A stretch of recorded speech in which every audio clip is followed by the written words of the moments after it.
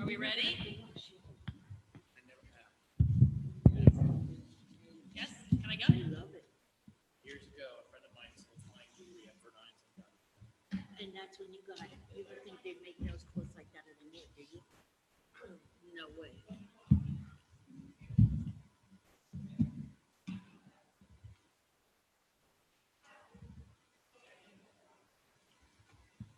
What's this for? Just to watch? Or can we signal? Better sideways or up? But we're always on camera anyway. What's the difference? It doesn't matter. Okay, ready?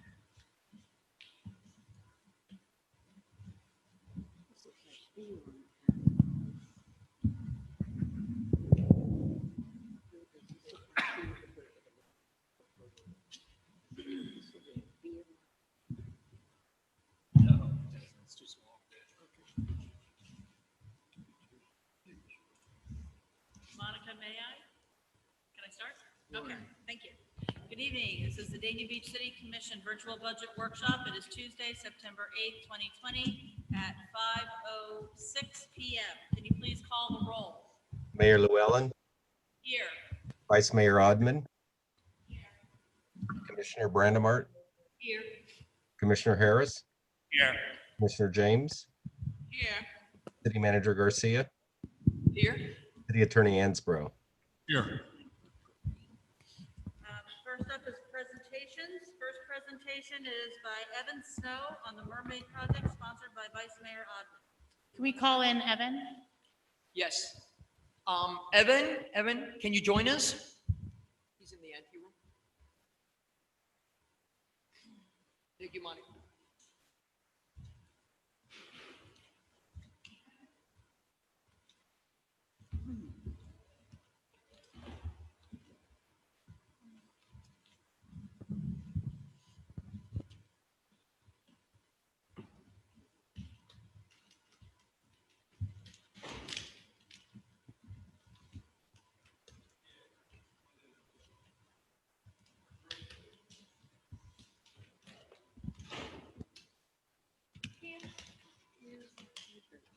I don't know.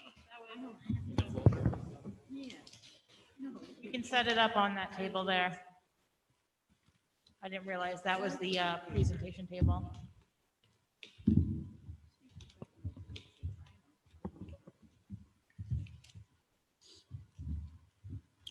don't have anything. I don't know. We have a presentation that we're going to refer to. We're going to email it to you guys because I don't know if you'll all be able to see. Microphone. Yeah, thank you. We have a presentation that we are going to send to you via email because I don't know if you'll be able to see this tiny screen here. But we're going to refer to the screen as a presentation, but you'll get it emailed so you can have it in detail later if you can't see it. That was that.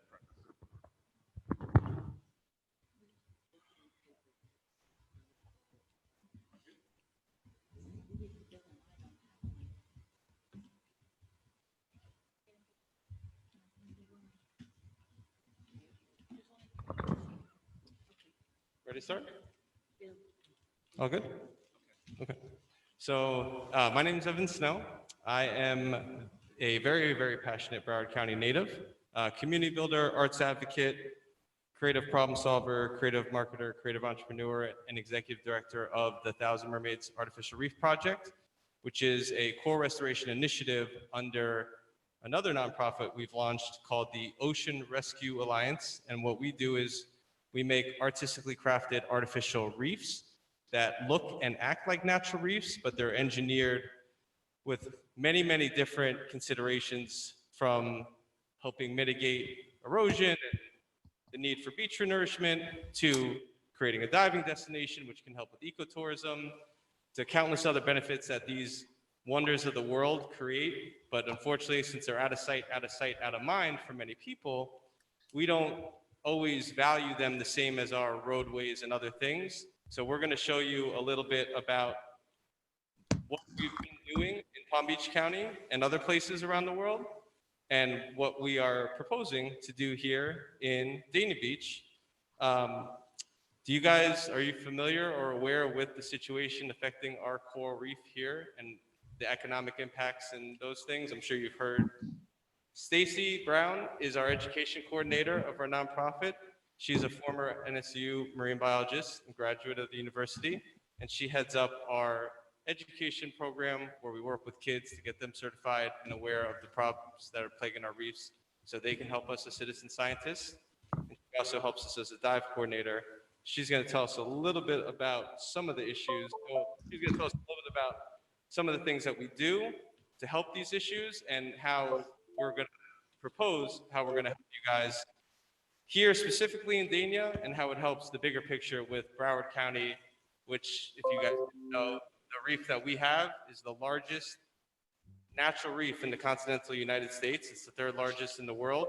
If this reef unfortunately dies, as it's currently slated to do, our way of life here is going to be drastically different. So we're proposing some innovative solutions that are already approved in other counties and approved by the Army Corps, DEP, Palm Beach County, and everybody else to help save and start our first Broward effort here in Dania Beach.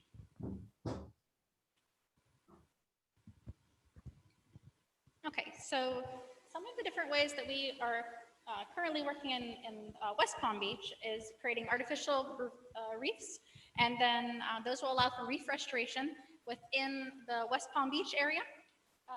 And then we also will be able to do research opportunities for scientists. So we have quite a few, I'd say at least 5 research projects that we are currently looking for scientists to take on at various universities within West Palm. And then of course the ecotourism component, we're partnering with different scuba shops in West Palm, and hoping to get more and more people out there, because the ability for us to connect people to what's going on in the ocean is the most important aspect of the project. And we also have a citizen science program. Currently, I have 5 schools here. We actually, because I'm local here, my sons go to South Broward High, and they have a 40-person marine science group there. And so they help us with different aspects of the project. I teach them bleach watch programming, fish identification, and then we also do beach cleanups and reef cleanups if they're scuba certified. Yes, a lot of ocean-based awareness. And I also have always felt that being able to engage children in like hands-on activities is one of the most important aspects of being able to teach them things and keep those things ingrained in their minds. So our projects are very hands-on, and they always allow for pretty much anyone who wants to take part in the activities be a part of it. So it's very all-encompassing. We want to start the kids young, because a natural coral reef, to reach its sexual maturity, generally takes 80 years. The reefs are dying, and it's estimated that the coral reefs might be dead in this area within potentially 10, 11 years. We're literally on a ticking time bomb, and the stats that NOAA reports that we like to make as a focal point for people to understand the importance of the coral reefs. The ones that really matter to us, there's $7 billion of economic impact in Southeast Florida alone directly tied to the coral reef, between ecotourism, sport fishing, and countless other benefits and countless other byproducts as a result of the reef that support over 70,000 jobs. If this reef dies, we are not, I know you're not Fort Lauderdale, but we're not the yachting capital of the world anymore. We don't have the biggest boat show in the world anymore. The marine industry is obviously going to take a hit as a result of people going other places where there are healthy oceans and healthy reefs. So that's the real world impact that we like to at least make people aware of if they're not aware. And then there's some environmental benefits and considerations that I know in Dania Beach you guys care about specifically. Thankfully, Stacy is a very passionate Dania resident, and some of the benefits of the reefs will help some of these considerations specifically. Yeah, so the main ones that we're trying to encompass with our project are, of course, like I said before, tying in the artistic components, being able to tie in the people and make them aware of the need for something for them to look at when they're diving, so an ecotourism destination. But then also to increase the fish that are there. If we put more reefs out there, we're gonna have more homes for fish, obviously, and that's a very critical thing if we care about, our reefs. We need fish, and we need that to enliven the whole scuba industry. But the main things to reduce storm surge, our first line reef has really been covered. If any of you are scuba divers, snorkelers, you've seen it. Every time, unfortunately, we re-nourish the beaches, we have more sand that's covering the first line reef. And then each time we have a storm come through, that high wave height is going to push more sand over our reefs, and then also encroach and actually erode our beaches further. So we're hoping that by building an artificial reef, we could reduce those storm wave heights and then also keep some of the sand on the beaches. So that's, of course, a critical component of our project. Are any of you guys in here divers? Any of the commission? No? Okay. Does anybody know what ecotourism really is? Ecotourism. When I say ecotourism in Dania Beach, what comes to mind? Okay. Going to the beach, right? The pier, sport fishing, right? Correct. Correct.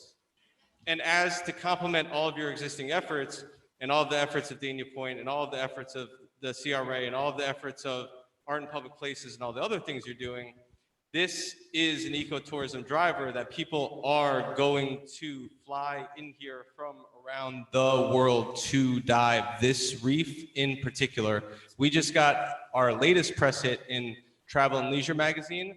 They get 40 million views, unique viewers, and it's the most popular travel site in the world, talking about you can be a mermaid and dive with mermaids in Palm Beach County, Florida. I'm a very, very proud Broward County native, and I've worked very, very hard through Choose 954 and a lot of our other initiatives to cultivate culture and community, to keep people in the know with all the great things that are going on. We're able to leverage a lot of additional benefits of our relationships with the CVB, our relationships with the Culture Division, our relationships with all the CRAs, and we're self-funded, independent community builders that work with cities to help with initiatives like this. So we are going to do our part, not just to give you art and a little bit of benefit, but these reefs do more things that we could tell you in this presentation. We're going to be respectful of your time, of course, but basically the main benefits: ecotourism driver, to have people want to travel around the world to dive here.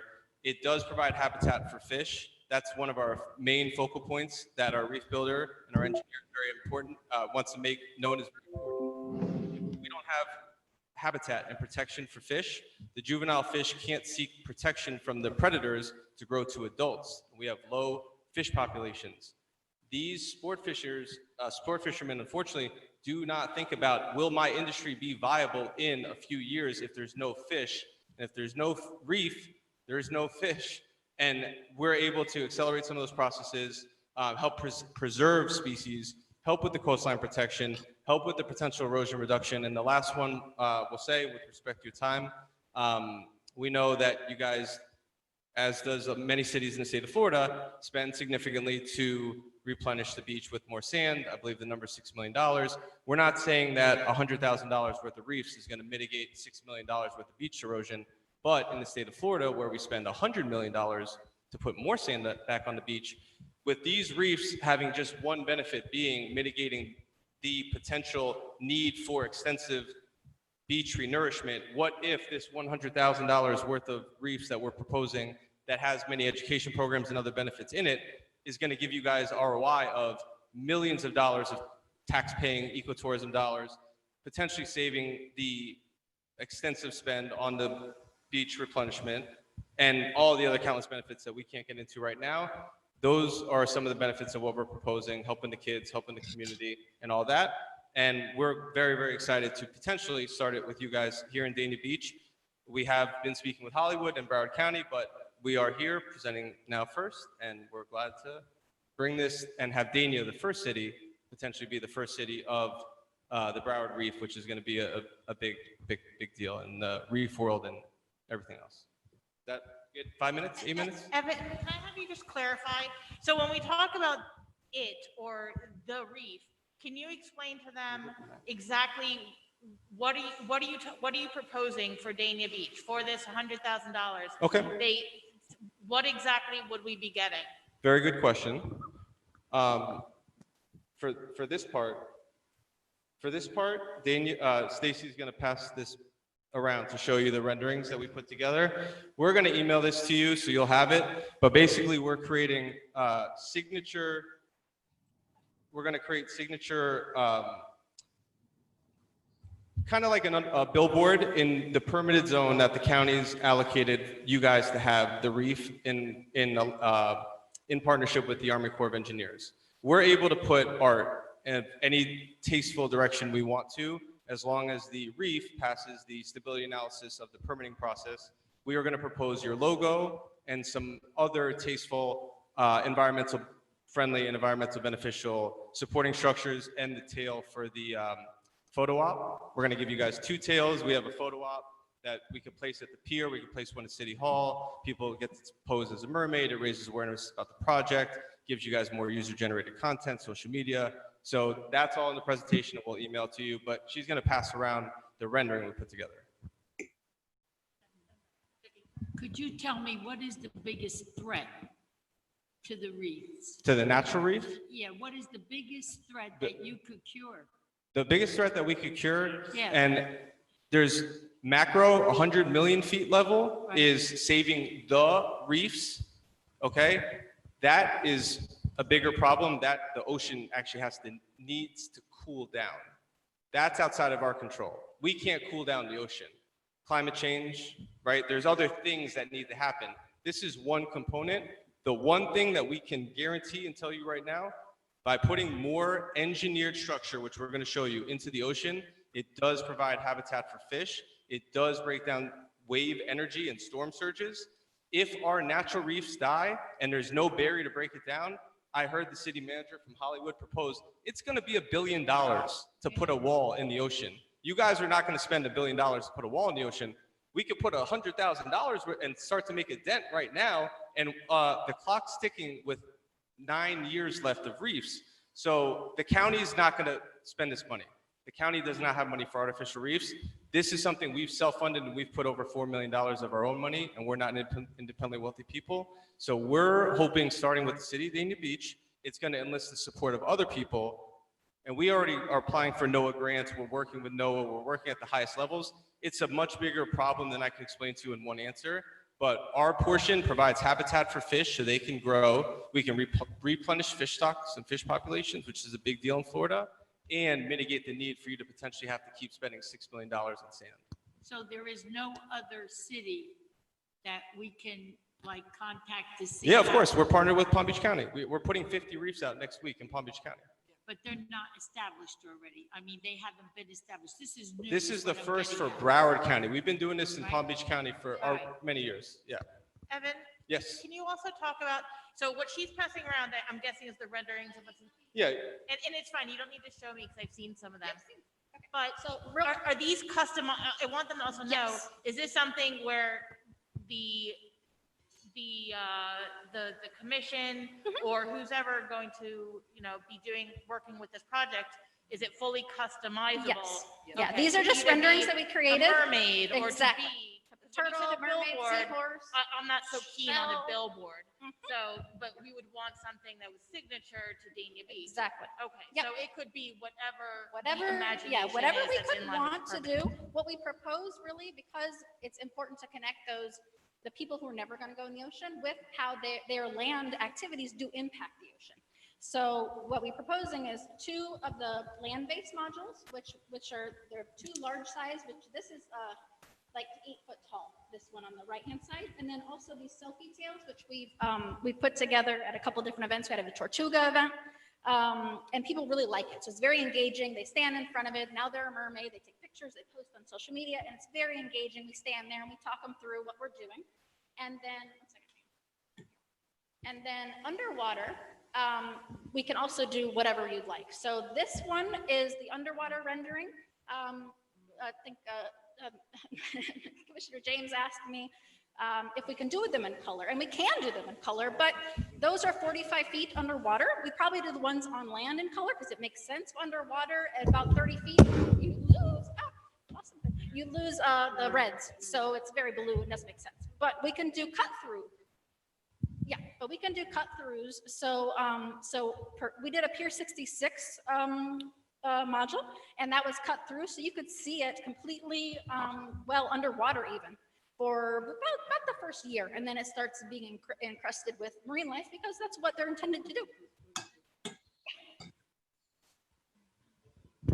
Thank you, and we probably could discuss this, I guess, when they leave. So this would be, we would have this on land and in the water? We would have we're proposing 2 large 8-foot modules for on land for you to deploy or to display wherever you want. We can move them too because they're made out of, not concrete, so like a fiberglass, so they're Okay. mobile.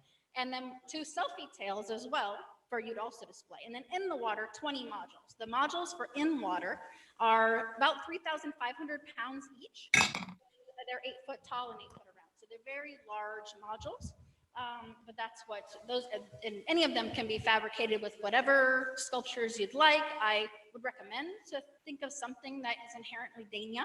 And I don't think we really have a mascot per se right now, but some of them have turtles or seahorses or whatever, come up with something. And then that to me would be what we would we'd sprinkle those out on the reef. Most of our modules would be ones that would be made for that stability that is necessary to impact that the wave height reduction, and also for fish populations. So those are very key critical components. So there would be sculptures on every single one, but we could do a couple with sculptures that when people are swimming up to it, you're going to see a sculpture, and then the low profile modules in between, and it looks really nice. And essentially, we're putting 80,000 pounds of concrete into the ocean that's engineered to provide countless benefits. That the 100,000 initial investment, which will be supplemented by private investment from our foundation, from grants, from the chamber, that 100,000 will help kick this off. And we're going to show you one last thing, but you get a good amount of art, a good amount of environmental benefit, a photo op, and a bunch of other things for that initial 100,000 that we propose, and we'll work with you on the artistic direction and design. So,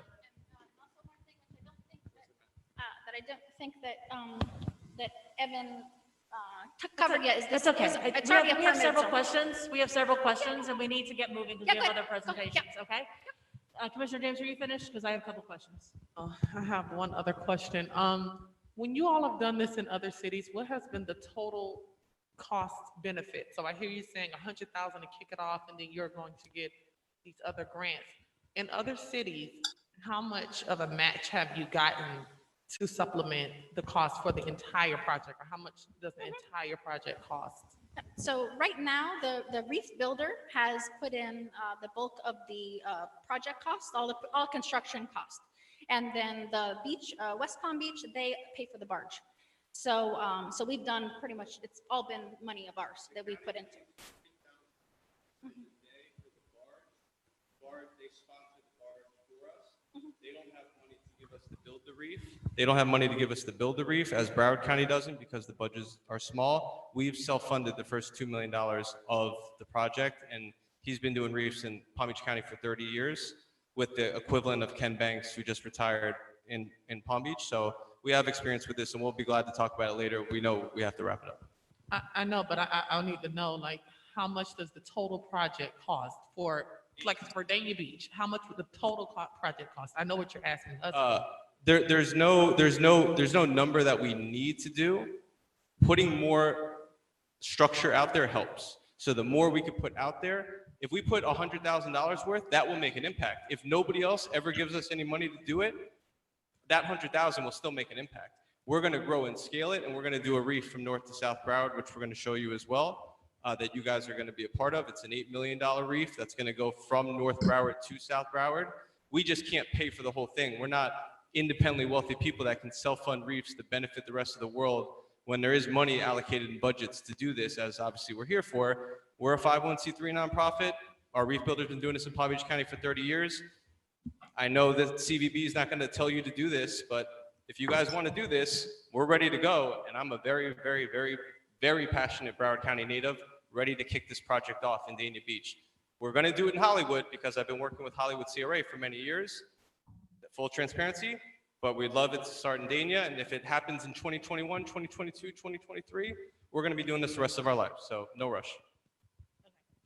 Okay, a couple of questions. First of all, by building this reef, it will attract fish, correct? Correct? And then the idea is that they'll stay, they'll mate, they'll have more fish, and then it'll increase the population. Because I know it's a major problem in Broward County, especially off the ocean right now. There's just no fish, not like there used to be. I have two questions for city manager, I think. Number one, if we were to do something like this, is this something that you think we could get funding from Tallahassee? From the, I can't remember, I'm sorry, I don't think right now, from the DEP. Because I know in the past that they've been very interested in helping us if we have some things that we're being proactive on. Is this something that you think we might be able to get some funding for grants and otherwise? Well, one of the things that I was thinking about when I was meeting with Evan and the vice mayor is DEP, FIND, which is Florida Inland and Navigation, which we've been successful in the past in getting grants from there and other municipalities, but also fundraising efforts. We fundraised and we made, 20 grand for our first food giveaway. I think we could partner with Dania Point. So I don't see the whole impact of the $100,000 coming from us. I think that this could be a great fundraiser, a great opportunity to have partnerships and also seek grants as well. Okay. The other thing that I'm thinking is that, especially if it's attracting fish, would it be possible for us to put some type of an underwater camera out there as well, that we could have another live feed going? Because I know that's something that they have at the pier in Deerfield Beach, and it gets a huge draw, and it's something that we probably should be doing here anyway with our pier, but if we have this, it would be one more thing. I believe that at the last commission meeting, I spoke to the vice mayor afterwards, and we were actually, sending each other messages at the same time when we thought about that. So that is a great idea. To me, and Frank and I were discussing, any one-time expenditure that's not a reoccurring expenditure, we're going to get that return from that investment, not just in ecotourism, but people love like really cool places to go to. We were talking about what happened in Wynwood, just the selfie component, underwater and above water, and the partnerships. And also what I wanted to ask is, could this be done in phases? Can we start with a phase one and have it multi-year? Yes, I'm a huge proponent of multi-phase. I think that's a great way to, little by little, impact the community as well as, of course, the ocean marine environment as well. I love them. Because I also see it as a capital project. The width of our beach, you start with X, and every year you put money, and all of a sudden, if we're able to have something really impactful that mitigates our erosion, it's a win-win all around. We'll send you the map. There's permitted zones by the Army Corps of Engineers, and the county gets the permit. We work with the county to deploy the reefs into this acreage of permitted zone, and it's underwater real estate. And we'll fill up as much as we can. We just cannot self-fund it. We're going to get more grants, and we're going to keep doing it. But we're glad to start at whatever level that we could start at. And it will grow in many phases and scale from there. That was a better answer to your question. It could start we have 18 in Palm Beach County. We're gonna add 50 more this year. We're adding hundreds of tons of concrete to the ocean, and it's a lot of concrete. So that's a lot. I think if you're able to provide our city commission a design that could be multi-phase, so they could see what the whole project would be as a capital investment in multi-year, but what they could start with phase one in year one. Right. Well, but my concern about the phases, especially with the economy that we're in, with the phases not being finished, I do want to put in this part of this, for why I brought this forward. This is a statement. We have never put in a prioritization for environmental projects in Dania Beach.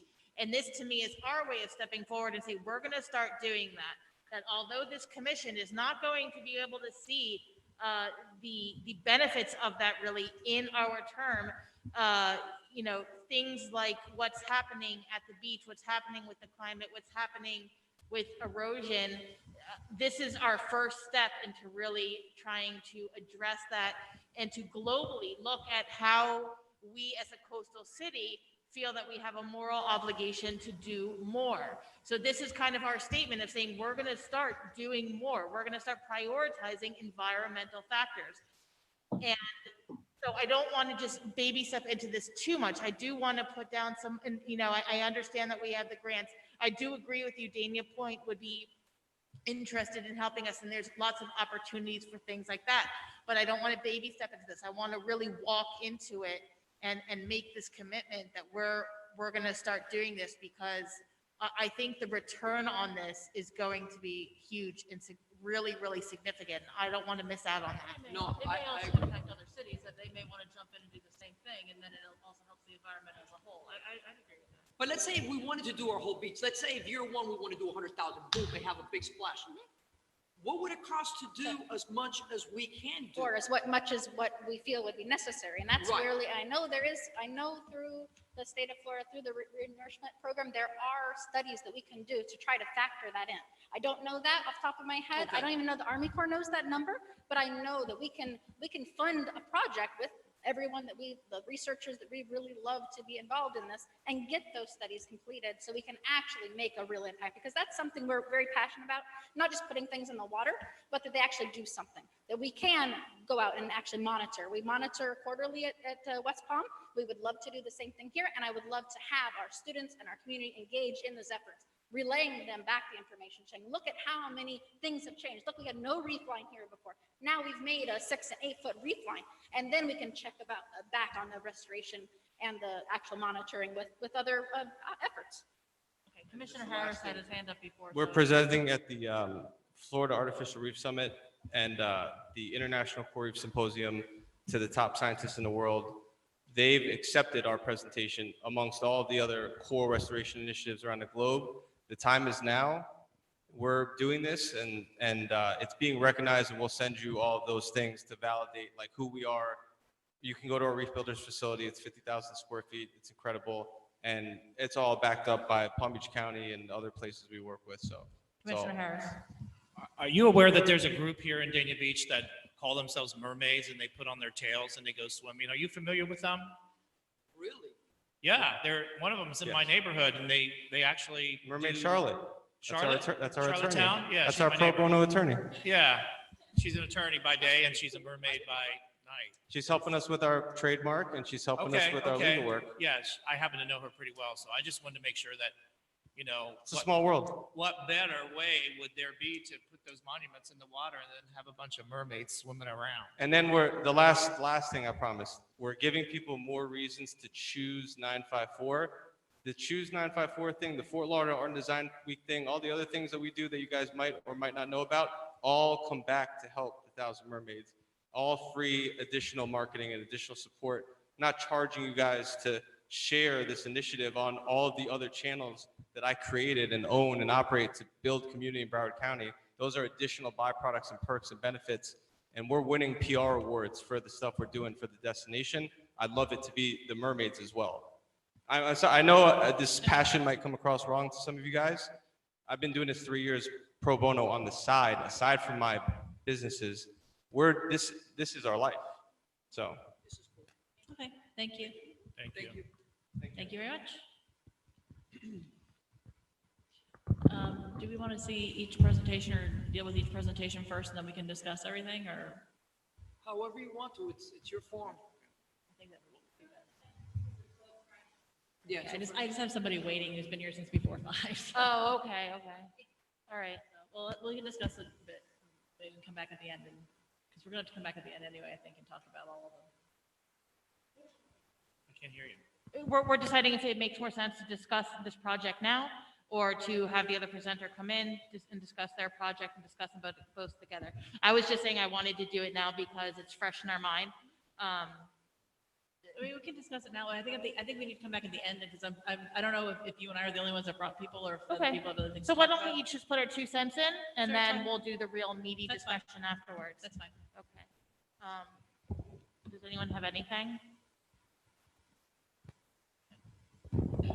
I will say, if I have an option, if we choose to do the project, I would rather do it all at once and not phased out. I really don't like or trust the phases that ever happen. We're still trying to phase out the beach plan, and I'm kind of thinking of where the 8-foot mermaid's gonna fit within the beach plan. I know they can be moved, but everything that we bring to want to change about the beach is always, let's wait to the plan, let's wait to the plan, let's wait to the plan.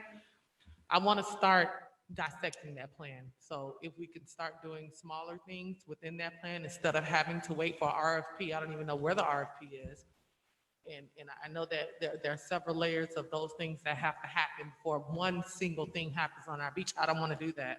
I don't want to do that with this project either. Like, we haven't invested in, you know, the economic and the environmental effects that we have. And if we're going to invest, I don't want to phase out $100,000. Especially if we have the $100,000 to be able to do that project. Maybe when we do the $100,000, we can then look at other people who want to, and maybe we can incentivize them to enhance or to grow the project. But I definitely, I want to see more, I want to hear more, I want to know more.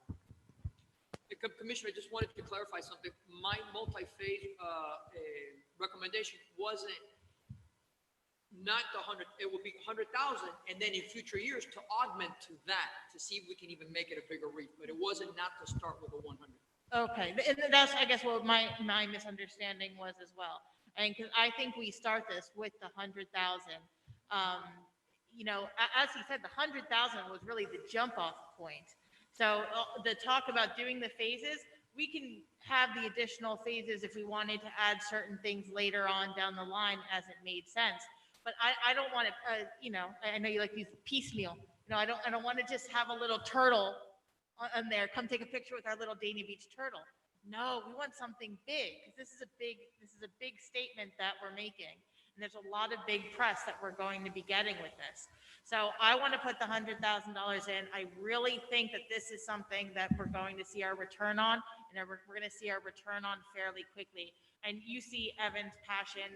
He's really remarkable. And I have been watching him like a hawk to see if, you know, were these just his big dreams, because some people are very passionate about this kind of thing, and then you don't see it to come to fruition. And I watched it come to fruition in Palm Beach. And I said, oh my God, we need to get on this in Dania Beach, because otherwise, you know, Hollywood or Hallandale, they're gonna get on this first. We rarely have an opportunity to lead in something. We are Broward's first city, and I don't know if Commissioner James have walked in yet, but I made the announcement. I don't know if Bill was here in the room, but, you know, we finally have art in public places. And that's something that was very passionate when I first came in there. And whereas we didn't take advantage of phase 1 and phase 2 of Dania Point, we just got our first check, $22,000 from a developer. And those checks are going to be coming in as we approve these projects. And before the end of this calendar year, we can even have double that. So we are already almost, you know, 1/4 of the way there, because it's also art. So just wanted to let you know that we just got our first big check. Do we have the money though? Do we have the money? $22,000 already in. Within the budget, is there any other room anywhere else? Oh, no. Remember, Frank and I, after we went through all this budget, we set aside $500,000 for you guys to invest. So yeah, you could, that 22 can continue to build. You don't even have to touch it. You have $500,000 that you guys can discuss projects such as these two that you're presenting. Okay, so I mean, I won't keep chewing off everyone's ear, but my request would be where I want to see this is I want to start with the 100,000. And I mean, you know, that 22,000 is not going to sit in that account for more than 10 seconds before, you know, either we want to add on to this or somebody else has a great project that they want to do. So that would be my request, but I know the mayor has a presentation, so let's listen to hers Once as you well. give us a consensus, it'll be officially added in a line item in ecotourism, in reef preservation, to mitigate beach erosion, and it's an environmental all-around component. Thank you. All right, so The next one is a presentation that I requested by Mason Jackson on a Dania Beach Job Training Initiative. Mason can come in and I'll just kind of give a quick intro as to what we've been doing and see where we can go from there.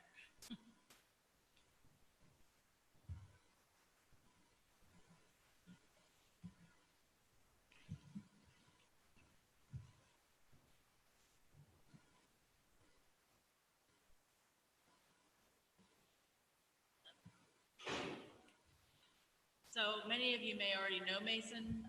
He's been very involved in the Greater Fort Lauderdale Alliance and a number of other organizations he's partnered with, and he's very valuable to Broward County. He's going to be retiring soon, but I've been working with him now for about a year, talking about some job training initiatives that we can do. And with COVID, it kind of changed things up. So we recently had a discussion I had with him, as well as Broward College, Sheridan Technical, MASIF.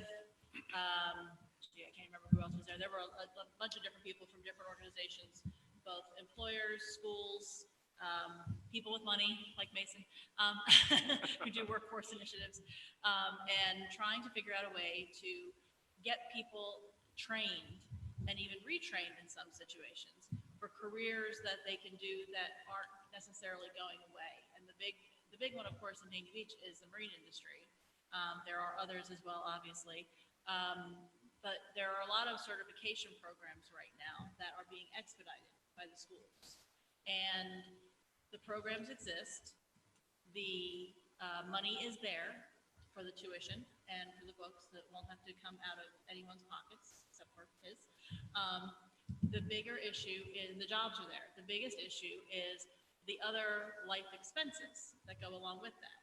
So what I want to propose, and what Mason will talk about a little bit, is how we can be a partner with each of these entities to maybe put some grants forward to cover those expenses so people can actually go and get these certifications and get jobs in those fields. So Mason, quick little intro, so you can explain who you are and what you do and all that. Thank you. I'm going to do that. Thank you. Mayor Llewellyn and members of the City Commission, thank you for allowing me to be here this evening and talk to you about what I think is a groundbreaking opportunity for the city to get involved in. I put this a little I'm sorry, closer. you can't hear me? Pull it towards you. Yeah, pull it Put a little towards bit you more or toward even me, just okay. hold it. Maybe even Sorry. just hold it. There you go. Is that better? A little better? Is that better? Yes, go ahead. Okay, very good. Thank you. As I was saying, I think this is a groundbreaking opportunity for the city to get involved in helping its citizens get jobs, contribute to self-sufficiency, strengthen families, while helping the businesses in Dania get the talent they need to grow and thrive. As the mayor said, I'm Mason Jackson. I'm now the president emeritus of Career Source Broward. I'm just about to retire.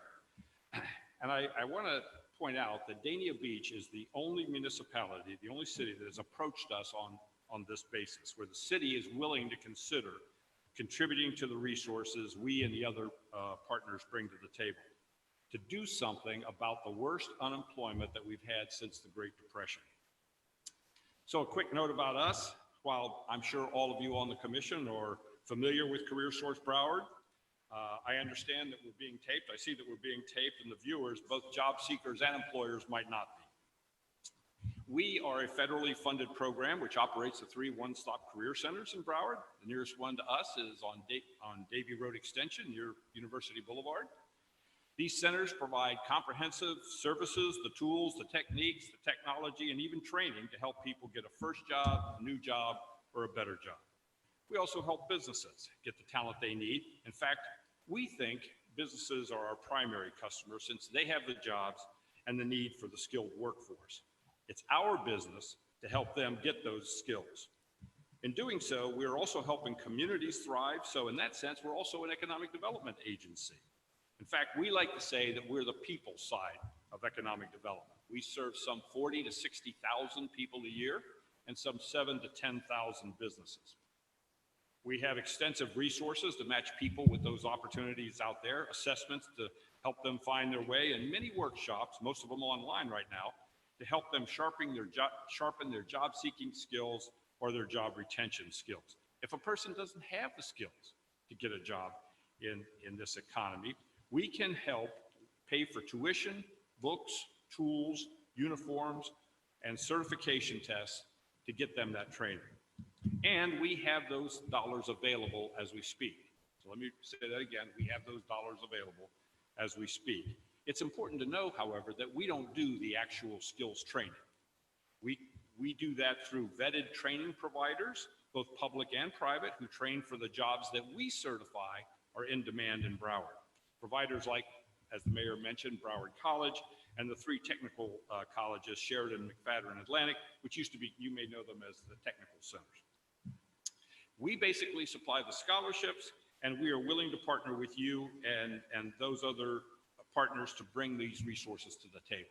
So if we have all that, you're probably asking yourself, what do we need the city for, right? To answer that, I have to provide you with a little context, and I will try to be as brief as possible. Even before the pandemic, and it will be true during the recovery, we know that the growth of jobs will be in the middle skills area, something that people refer to as opportunity jobs. These are jobs that require training beyond high school, but not a college degree.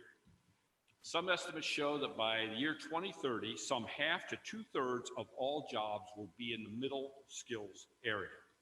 These will allow for some short-term training and certification strategies, some as short as 8 weeks, but many can be completed in a year, some will take longer. Industry-recognized credentialing is what our business customers are calling for, and the educational community is responding to that call. Right now, the Florida Department of Education has identified over 100 rapid credentialing opportunities. But the people who come to us who are economically disadvantaged and have barriers to employment rarely just need training. They need other community supports as well. And when you overlay the pandemic, you have people who may be candidates for training, but need more support than we can give. This has been shown in at least one other state that had guaranteed free training for all of its citizens. They found that students are housing insecure, they are food insecure, they are transportation insecure, they need help with utilities. If a person is worried about being thrown out of their apartment while they're in school, or their car breaks down and they can't get to class, they frequently drop out, or they fall behind, then they drop out. If they can't afford childcare, they don't even start. The pandemic has made this worse. Lost wages, problem in unemployment compensation, huge increased demand on the not-for-profit community has made it difficult for people to pay for those basic needs. We do not have the resources to pay for those very important supportive services.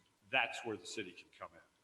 And we can do it on a pilot proof of concept type of basis to see how it works and make adjustments as we go. Okay, train them. But train them for what? Where are the jobs?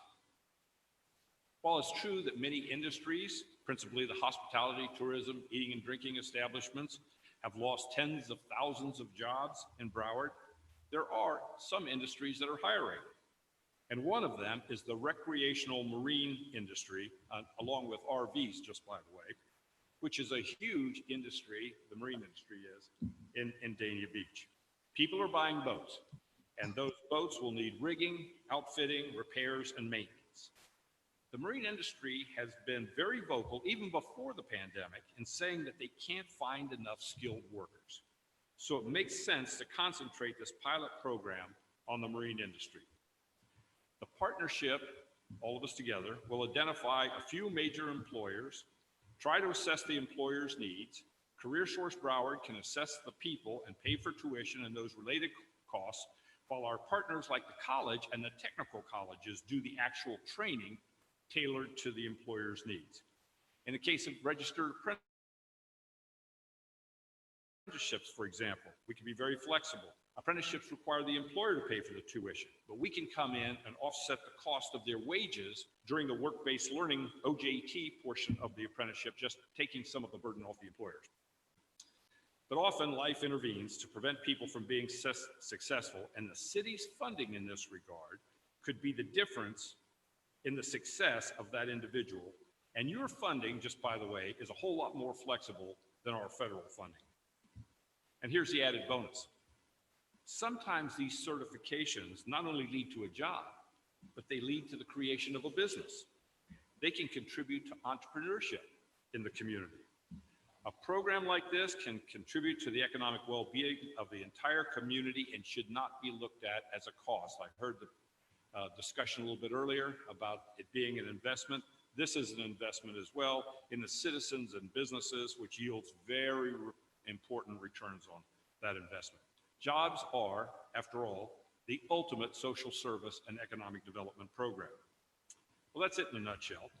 Thanks again for this opportunity. I'll be happy to answer any questions that you have. Commissioner Brandemore? Yes. Did I misunderstand? You pointed out marine industry. Is this only for the marine industry? No, it could be for any industry. And at CareerSource Broward, we basically engage in customer choice. Not everybody might be suited or even want to go into the marine industry. So if we'll start with the marine industry, but if somebody wants to go into air conditioning or something, we can facilitate that as well. All right, now I want to ask you something. Once you do get this done with one student and they get a job because you matched them up, Right. do you We have get placement anything for that? You mean in terms of remunerate? Money? No. We have a federal allocation that comes to us to do this job. It's your tax dollars at work.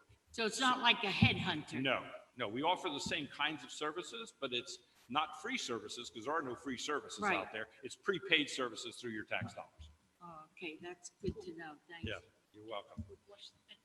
And it's for the job seeker as well. I mean, not just for the Because business. not every kid wants to work in a marine Exactly, industry. And exactly. I'd hate It's to customer think choice. that the children that really can't afford to go on after they get out of school to become efficient in something else wouldn't have the chance to come to you and get this opportunity. That would bother me because that isn't helping anybody. Right. And they have that opportunity to do just what you're saying. This program would help with those other support services that we can't do. Thank you. And I just to add on to that, in speaking with Broward College this week, they actually provided us with a list of different programs they have that are like expedited certifications. And they're anywhere from like 4 to 8 weeks. Some of them are 16 weeks, like there are a variety of things that get certified in different areas. And there's things in graphic design. There's jobs in the business community with accounting. It's not as an accountant, but as a technologist, that sort of thing. Childcare management. They have programs for health sciences, for electronics, for construction, for FAA aircraft, airframe, general power mechanics. We have the airport, things like that. But there's a variety of different programs that they have right now, not just in marine, but marine is one that we started out with because we know there's a definite need in the marine industry and they pay very, very well. So it's just getting the people that are trained and are skilled, and then they go and they learn on the job as well, so. Well, Mayor, I like this program because it's something you see that's happening for your money. And the residents would support this 100%.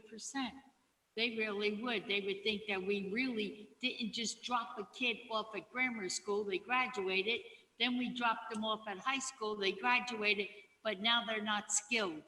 Because I don't think high school really makes skilled people. They eventually have to go on to another school to learn something. And this gives them something to look forward to. I would support this 100%. Thank you, Commissioner James? Yes, what's the cost of the city? Well, we're in uncharted territory. The pandemic has put us in a place that we've never been before. But I think they're estimating, let me back up and say, the cost of childcare alone on a yearly basis is about $5,000. So I think the city is estimating about, We I'll were let the saying- mayor we answer. had talked, the three of us had talked, City Manager Mason and I all spoke about this, and we were estimating, we think that we could probably do like a pilot program of 10 people at $6,000 each. So it would be less than 100,000, it'd be $60,000. If we wanted to put a little more in, we could probably have a little more wiggle room with it, but figuring that it would cover, and it would just have to cover one of the things that they need, whether it's transportation. They could use it for whatever they need. And the key is that if it's tied to the program and they complete the certification, it's a grant and they don't have to do anything about it. So yes. Would the pilot program be for the length of time that their Certification. courses? Yes. Okay. And my other question would be, have you reached out to like director or AMO to see how you could possibly supplement that? I know that speaking with James over at director, I think we all did a tour of director over there. I've talked to, yeah, I've Were you talked to there? Director about it. But director is, in speaking with James, he always speaks about how we don't have these types of programs. I guess you could probably hear me a little bit. How we don't have those types of programs, how we don't have those types of programs here in our city, and that there are a lot of good paying jobs, but you just can't find the people. I mean, it's an aging industry. You have a lot of carpenters and a lot of welders who are aging, but we have that skill set, but a lot of our high schoolers, they don't know that these opportunities exist. I know that I was also speaking a couple of years ago with the person, I cannot think of what their job title is, but we went all the way to the top in the port, and they do those field trips with the kids as well. And I know that they do those things because there are a lot of jobs within the port that our kids don't understand or don't know about. I didn't even know about a lot of them until I went and I did those tours. And so I think it's important to also, if this is what the commission decides to support, to reach out to AMO, to reach out to especially director, because they might be able or they might be willing to financially put in maybe a match for whatever we give. They may give another match to that. We don't know, but there are opportunities that could make this go beyond 6, and now we have 12 instead of 6 because we got a matching grant. So just something to think about.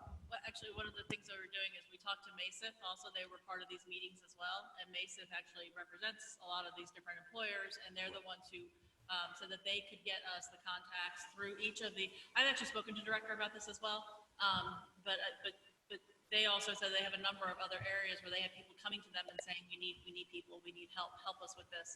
And so they would also be willing to put in a piece of this. We'd have to, obviously put the whole program together, but it's a matter of just knowing that if we know we have the funding to do it, then we can start putting the pieces together, and I can guarantee you everybody's gonna jump in on it. And they may put more money into it, so.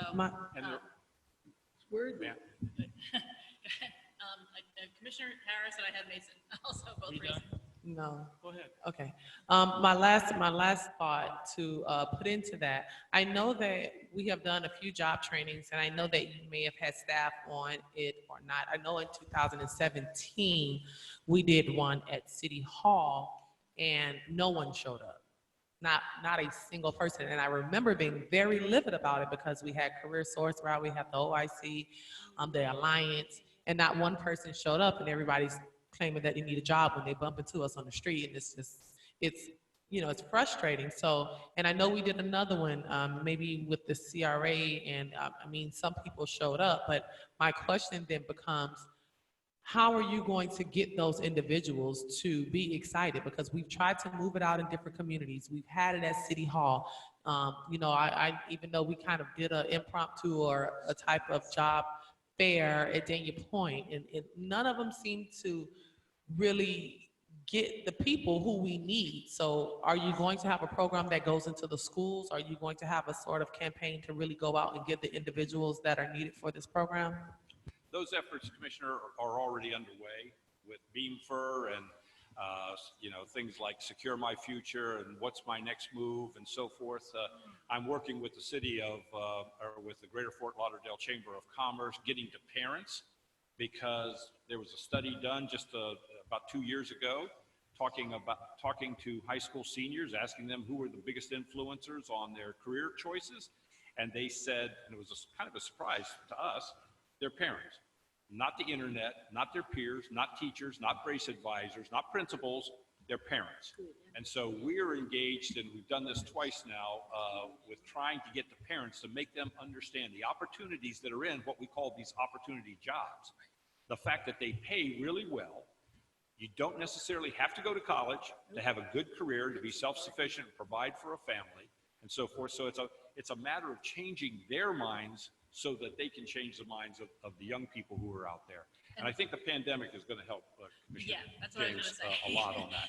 That's a big factor too, is the pandemic, and also because Broward College in particular has started, and they're not the only one, obviously, we have McFadder and the other technical schools as well that all have similar programs, but they've actually done these expedited programs, expedited certifications. So they've actually taken courses that would normally take 2 years or a year and a half, and they cut them down to just a few weeks to get it done quickly. So it's not even like they're gonna have to be in the training for a long period of time when they'll actually be able to get out there and get into jobs, and they'll be funneled into these different jobs because they already know where they are. They want to make money right away anyway, Yeah, right? absolutely. Who doesn't? I Absolutely. mean, that's, you're Yeah. going to school and you want to get out there and you want to start Yeah. doing your craft. Money. So that's one of the, and the silver lining with the pandemic, things have changed. Right. So. And in many cases, not everybody's going to, of course, need childcare, but just to take that as an example, if you can't secure childcare because you don't have the money to do it and we can't pay for it, then you don't even start the training. You don't show up at the meeting because you know you can't do it. So this would go a long way to say that there are community supports out there to make you successful. We've got jobs lined up. We've got it not only in the industry, but in other industries as well. And in many cases, when you're asking somebody to go into training and they'll help you find a job later, they have heard that story before, and they're kind of distrustful. But when you have employers lined up and you can designate the employers, say, this is where you're going to go to work, it goes a long way toward providing that hope. Commissioner Harris, did you have something?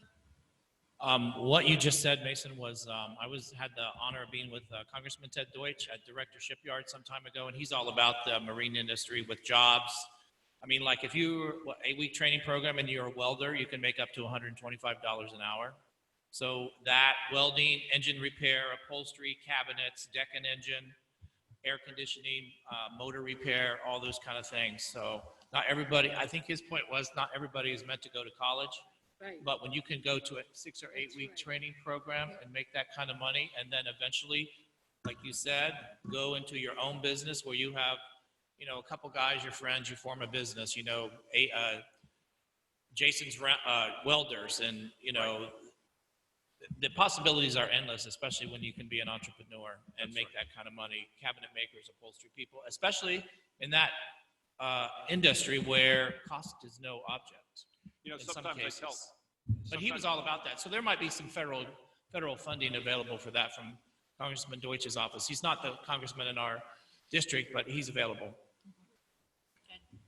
Madam Mayor, we have the training dollars now, so I don't need to go out after another grant. So we have the training dollars. What we don't have are those wraparound support services that often mean the difference between failure and success. And that's what they found.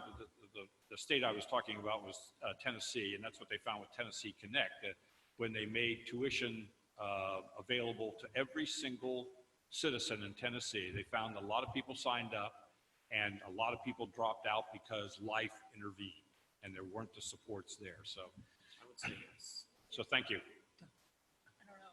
Mayor? Go ahead, Commissioner James. Yeah, sorry. How does this mingle in with apprenticeships? With the what? Apprenticeships. Oh, apprenticeships. Apprenticeships are great learning paradigms. We push the apprenticeships. We push OJT, work experience internships, because unlike some programs out there where you learn then you earn, with apprenticeships, you earn from day one. You're earning money from day one. And so if somebody wants to go into a marine apprenticeship or a marine internship or a marine OJT, we can offer that to them. But there's a great paradigm. 30% of all the apprenticeships that are done in the state are done in Broward County. We are a hub of apprenticeships, and the technical colleges are very deep into that. Is there a way to tie that onto this? Yes. It would be part of the offerings. Somebody comes in, we assess them. They want to go into the marine industry, great. They want to avail themselves of that opportunity. They don't want to. They want to become an air conditioning mechanic or a plumber or an electrician. We have those opportunities available to them as well. And a lot of those skills are transferable too. So even if they could either be, like plumbing on a boat, but then you can also do plumbing as your job, or I different things. tell parents all the time that if you want to be a precision machinist, okay, and you want to go live in New Zealand for 2 years, you can do that because you'll probably get a job. Yep. You can travel anywhere in this country and get a job. Me, there's only 24 of me in the state. Somebody has to die before I can move. So you're right, there is that mobility. Yeah. Good. You know, just like the first presenter and you, it brings something very unique, but the return on the investment, Commissioner Brandimar, Commissioner James said two very key things. Number one, back in the 70s when I was in high school, not everybody went to college. You actually had shop, you had home ec, and we had very successful classmates. Now there's such a pressure that everybody has to go to college, and so we find ourselves in this predicament that there's jobs available to people that could just get this skilled and get this training. Number two, when we did have that career day, not a lot of people showed up, but I think if we were to really have a game plan, you know, a mailer to really promote this program, for our residents, it could be something that we can get a lot of people involved in. And I think going to career days at our local schools and letting the young kids that, you know, hey, it's cool. You don't necessarily have to go to college. I have friends now, okay, that are in their late 50s and early 60s that are my plumbers, my electricians, my carpenters. And those people are going to retire.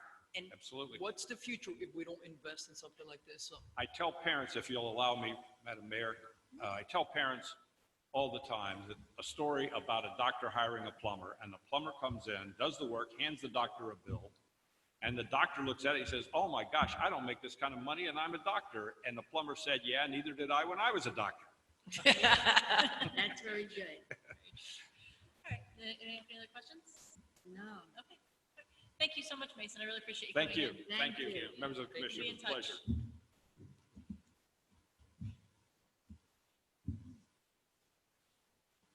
Okay.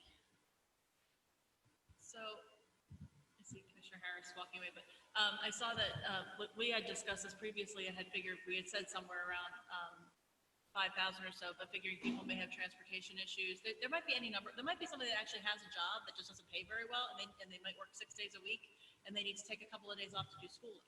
And then this way, it's like if there was a grant that they had, and they had money that they could actually use to pay their bills, so they didn't have to work as many days, for example. That would be another use for it. But I think if we do grants that are you could do $6,000, we could do a little bit more, maybe $7,500, I don't know, per person, but tie it to the program. Make sure they're enrolled in the program, do it based upon need, you know, first come, first serve, whatever. And then go from there, do it as a test program, say with 10 people, like I said, for now. And if it ends up being something successful, it might be something that we can budget in the future as well. Mayor, is there a tier program in this? I forgot to ask him. In other words, if you say, I want to go for this, and you know it's a high-paying job, but then Joe don't want to go up that high. Joe just would like to get in at not your Joe. You know what I mean, right? At something that would pay even lower, but that was his interest, and he would follow through and stay in there. Do these jobs have tiers, do you know? That I don't know, but I mean, there are different types of jobs that they could go into, and some are gonna pay more than others. Yeah. But again, it's the same thing. If you're giving people a grant that they can use towards their expenses, there might be some people that do a certification that maybe goes into a job that doesn't pay as much. Right. So they might need a little help as they're starting that job, so they'll have that money to be able to start that job. Where the next person needs a little more, though, that's what I meant by tiers. there's That's different probably levels of beginning. certifications at There's different levels times. of certifications, right, at different times. Oh. There are different levels of Okay, then that certification. makes the difference, I Yeah. guess. So that's a good question. There's a certification, for example, that may be 6 to 8 weeks, Right, right? And then Right. there's a certification that may be 16 weeks. right, that's what I'm talking about. Is it in tiers that this guy might require a little more money because he's in tier 2? And tier 1, only because it's 8 weeks, only requires X amount of dollars. I wish we had asked him. Oh, well, I'm sure we can get that. Okay. That sent around. I love that, what he's doing, because you're actually helping people, you're seeing what your job is and how you're succeeding at it. And not only that, we can end up having our own roster Right. of and that's- graduate students. Those people will of be our our ambassadors. program. They'll be our I think ambassadors for the that's program, fabulous. and they'll be able to, and Dania Beach residents. Yeah. And, if those are individuals that end up staying in the city, working in the city, renting, buying a home in the city, and then they're spending their money here as well. as That's they're right. making more money. So it's a That's benefit to everybody. worthwhile. Yeah.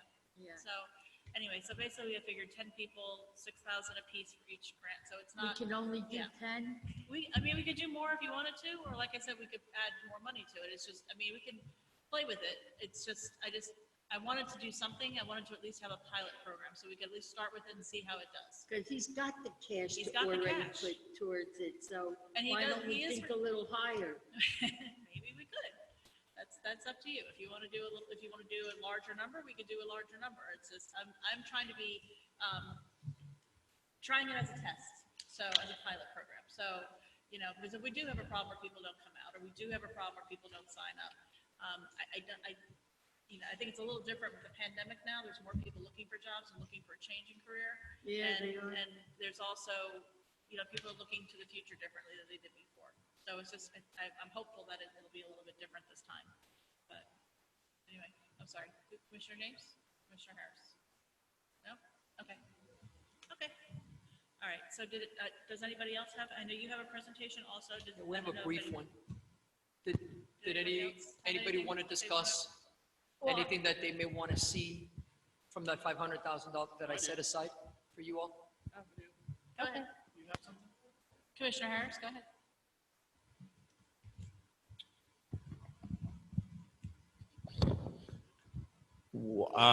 The thing that I've been thinking about and talking about lately with BSO is there a way that we can do a citywide traffic calming assessment?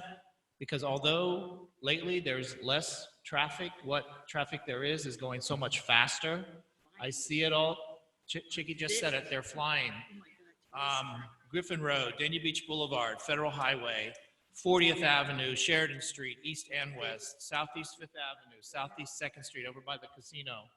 I mean, an initiative that we can maybe, I contacted the MPO to see if they can provide some assistance for traffic calming. There's traffic humps, there's chicanes, on some of our busier arteries.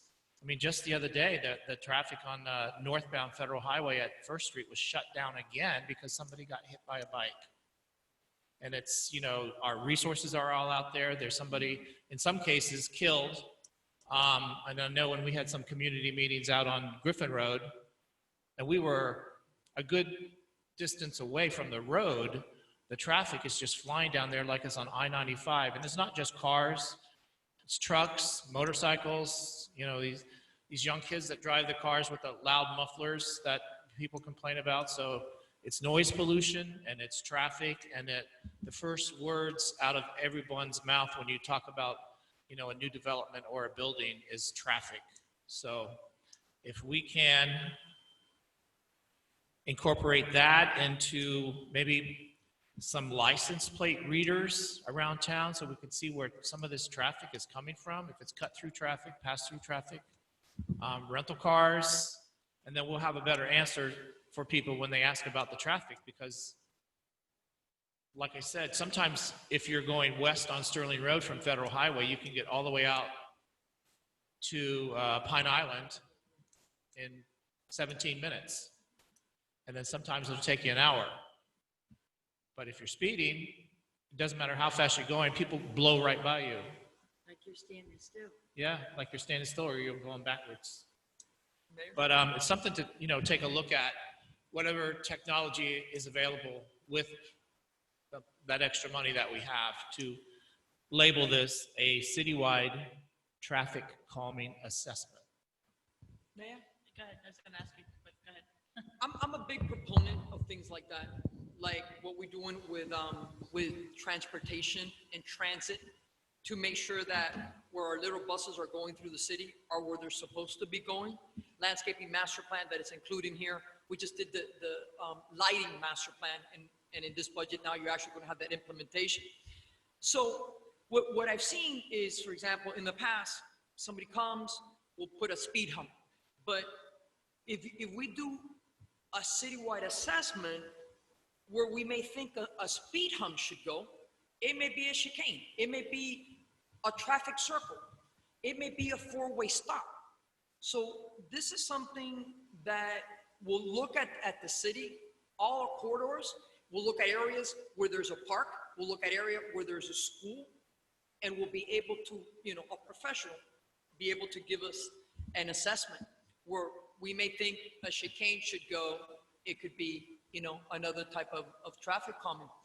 And Frank just told me with the monies that we're not using for the bridge, that maybe those surtax dollars could be used for that. So we may have more than one pool, but I would definitely recommend this. Mayor, Okay, Commissioner Bradford. didn't we at one time, coming off of what Bill's talking about, because they're not even listening to the signs, including the stop signs. Didn't we at one time talk about getting the new modern signs where there's lights around the stop sign to bring it to their attention? Because what he's proposing saves lives, and we should be about safety first. But he's right, you can't go on these streets anymore. And I keep saying to Mario, you gotta drive faster. And he'd say, why? They're crazy. He'd go like that, right? I said, no, we're gonna get rear-ended because we're doing the speed limit. And it's true. If A you lot do of the speed distracted limit, people. you're gonna get rear-ended. You are. In fact, Carol Stockrocky just got side banged and they demolished her entire car. It was totaled and it was going through an intersection. But people aren't even listening to the stop signs. So I don't know. I think that what he's talking about should be a safety priority. Commissioner James? Yes.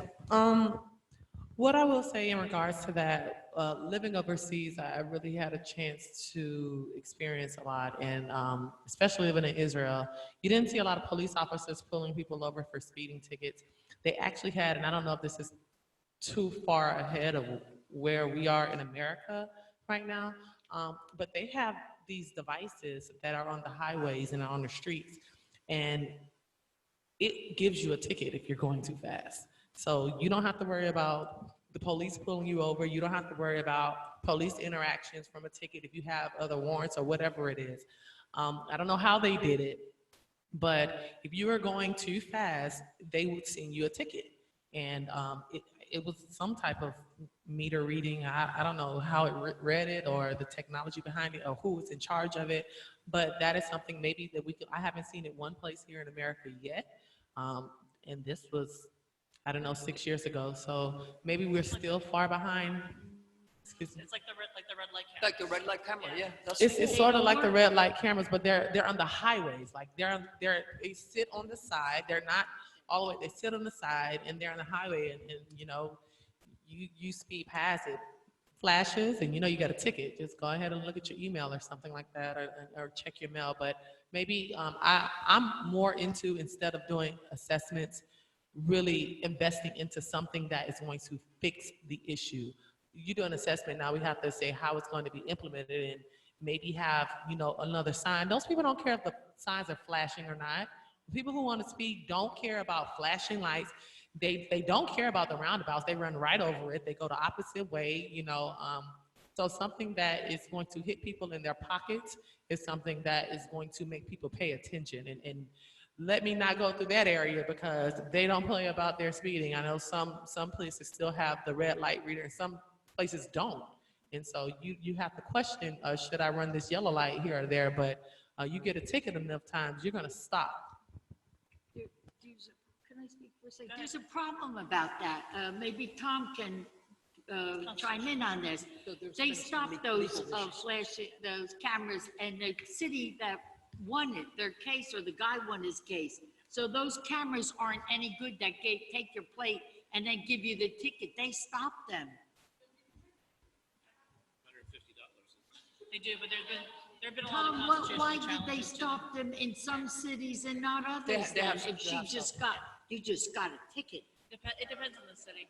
If shame you- on you. Must have been on going towards west.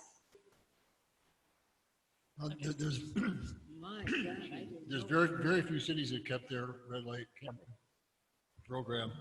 It's been attacked over and over in the last 3 years in the state, so I'm not sure it even exists anymore, except for rare instances. what you're proposing, Commissioner, that would have to come from, to do like a meter reader along for speeding, that would have to come from state law.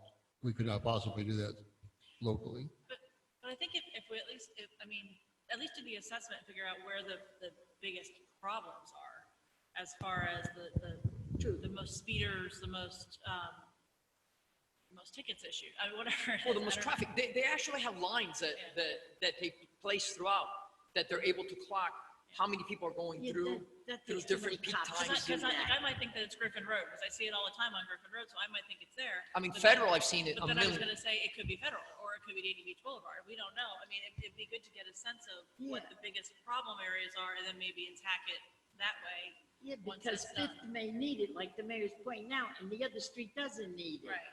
So you can't just put them up anywhere until you know where they gotta go. So that needs what Bill suggested. Commissioner Harris, about how much did you look into that this would cost? $100,000, probably. I don't know. I've contacted the MPO to see what assistance, I mean, we're members of the Broward MPO, so they might have some assistance for that. I have no idea. We could do an probably less than RFP, or I can contact a couple of cities. Last time we did it in my former city, I think it was like 75. It's a little bigger city, but I think somewhere in that range of 75 to 8, we might be able to get it done. Okay, so less than 100,000. I'm sorry? So less than 100,000. Yes. Anybody else have anything that they want to propose? Go ahead. Well, I kind of spoke about this at the other meeting, but I know we're not having another one, so, and I know we have to make a decision here. So rental assistance, I did see what Broward County laid out. I do know that even if we perfectly divided it between the non-entitlement cities, it would be around $78,000. And that doesn't say that it's going to go to any particular city. It's first come, first serve. And this, I think the deadline is already passed. It was a very short window. You had to have a lot of documents within those 8 days. So it's no telling if any of the dollars are really going to hit the people who really need it. I know that I've spoken to other cities, some which have done 3 installments of rental assistance and still are currently receiving funding from the county because they're an entitlement city. So the same thing that I proposed before, the $250,000 to be, given to the CRA to do this program is something that I'm definitely proposing. And I know that we spoke about the, I think we ended up saying 60 for the reserves for that as well. So those 2 things. And then I also wanted to, I heard when Commissioner Brandon Marty brought up about reallocating funding. So this is not even going to come out of any of the funds because it's already monies that have been put up. But because we have that cost savings to reallocate those $500,000 from the Smith Store properties to be able to do land acquisition to see if we can do some really cool projects in our CRA. So those are my 3. I think that's 3. Those are my 3 things. I missed number, yeah, okay, so 250 for the rental assistance. Then we spoke about the reserve for I'm the sorry. incoming person. I think we agreed on 60. I think we agreed on 60 at the last meeting. I wanted 100 and the CRA already had 40, and then you said 60 would get you to that point. I think that was the negotiating part of that. Okay, so then the ask is again still for the 60?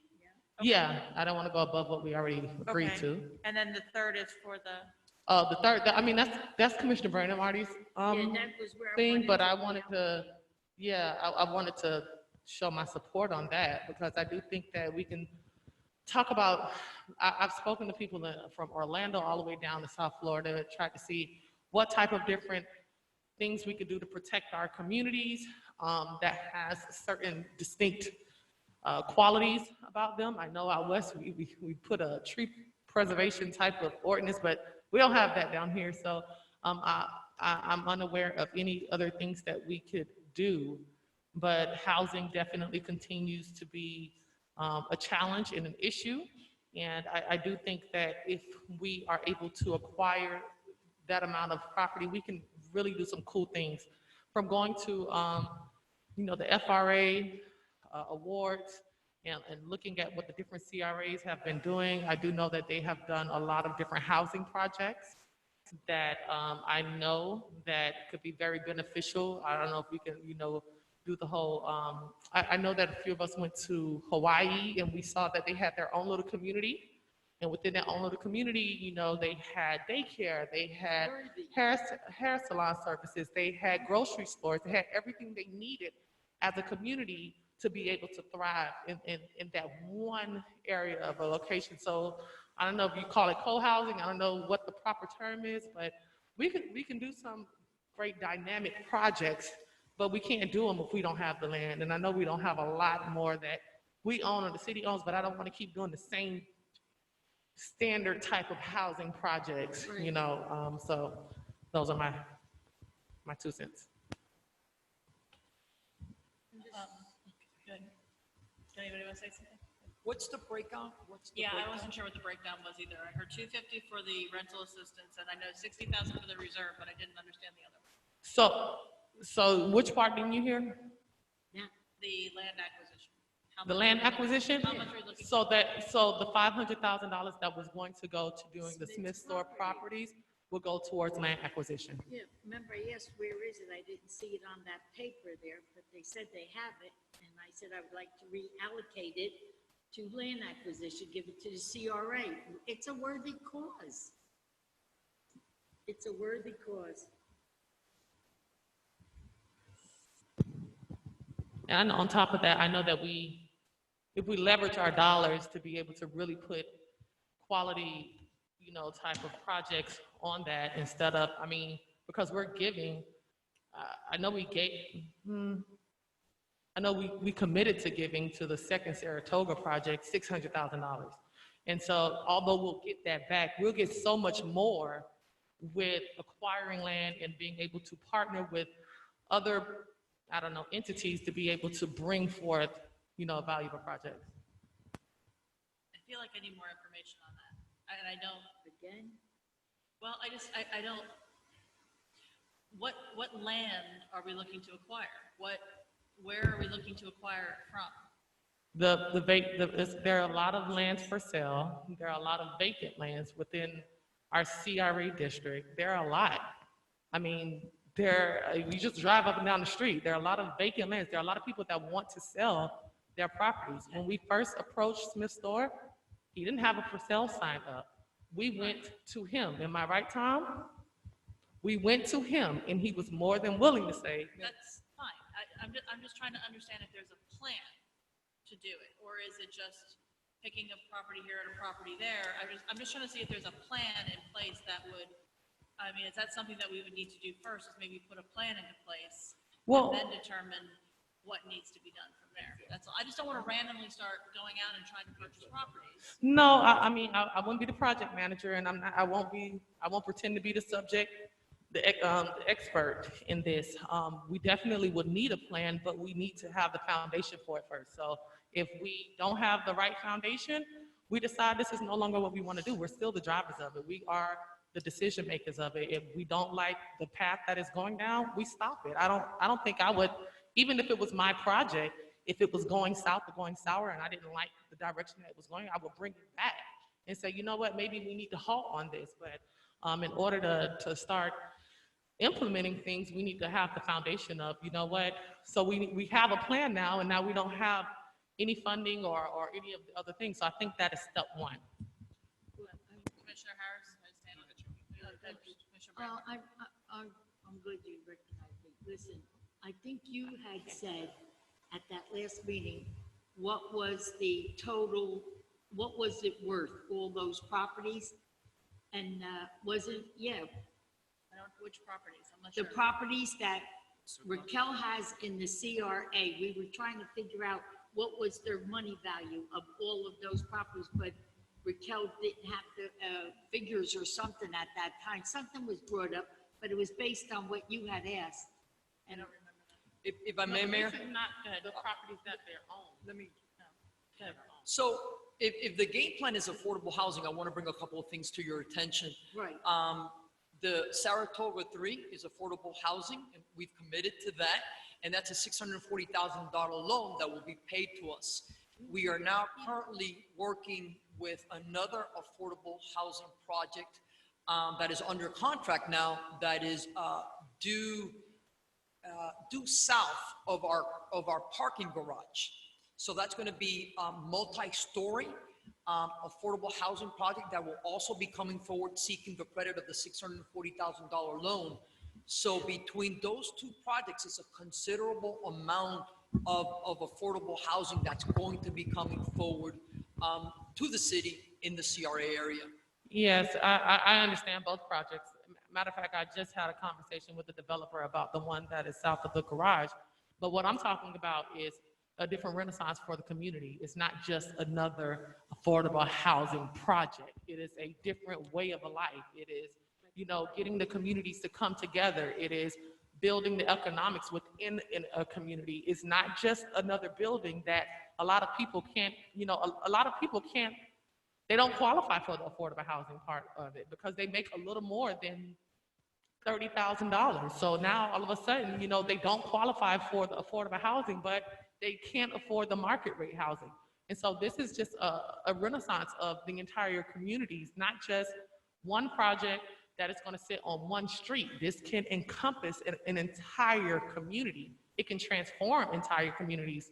I mean, I'm seeing everything around communities in the CRA transform, but I don't see a lot of investment into the actual area. So you see the borders of everything being built up, but there's no investment, you know, no significant investment. I mean, we're built 6 houses. That's great. That's great that we built 6 houses. But look how many people are being left out. 6 homes, I look at other CRAs and they have the capacity and the ability to do so much more. And the reason why I say CRA area, I know that within the CRA plan and everything else of what I've learned from going to, you know, these trainings, I understand that the CRA has a lot more leeway to do a lot of other things, especially with land acquisition, than just a city. And this is a conversation I used to have with Bob Baldwin all the time. This has nothing to do with anything that is currently going on, but this is something that I've been trying, you know, to transform. And then when Chicky brought that idea up, I loved it. I loved it because this really could be the legacies for people and their children, another way of life. You have a lot of people that are doing the container homes. You have a lot of people that are doing so many other types of things. And I've seen those container homes with modern artistic type of architecture that you won't even know it's a container home or whatever it is, but we can't do anything if we don't have the land to do it. And right now, developers are buying these properties and they're pricing them so high, and it's just, it isn't protecting these communities at all. Oh, it's a seller's market for sure. It's a seller's market. I wish I seen the one that they're talking about in Hawaii. I didn't go, so I didn't see it. Did you see it, man? I saw something that was a project that was for the homeless, that they had a whole community that was set up separately. That was a large homeless community that they had in a certain part of the island where they did have a whole community set up there. But that was more, it was a homeless population. It was people that couldn't work or weren't working. It was not just strictly affordable housing. Vice Mayor, what was that project in Gainesville that you talked about that was really unique? Well, it's really not very unique. It's popular in other countries. There's now, I think, 3 of them that are up and functioning in Florida, which is co-housing. I don't, you use the word co-housing, and I don't know if you meant it intentionally, but, you know, it sounds a little bit to what she's describing, where you have within a city, you have a small community. The houses are all relatively close together. And, you know, and the cars all park over there. and it's meant to be exceptionally walkable. It's meant for this sort of the people who they want to live close together. They want to see their neighbors. So you will sometimes you'll have older people who are now living alone, and they want to be able to see somebody. They want to sit on their porch and be able to yell, "Hey, Bill!" You know, they want that kind of intimacy. And there are parks and the kids can, they can see And the kids so, play. and then right, and then you have central to that. You have these things that are shared. So, you know, for the more hippy dippy type, they have the shared gardens. Sometimes they have the shared parks. They have the shared recreational areas sometimes. They have shared eating areas. You see the whole spectrum of it. Yes, on the West Coast, it's very popular. In North Carolina, they have some very successful ones. In Maine, they have some very successful ones. And like I said, I've been there. It's a very beautiful way of living. It's probably the first thing Raquel ever heard me pitch to her. And I don't know the ways that you go about it, but I always felt for Dania Beach, where you had such an interesting mix of you have your older population, a lot of them who have lost their spouses.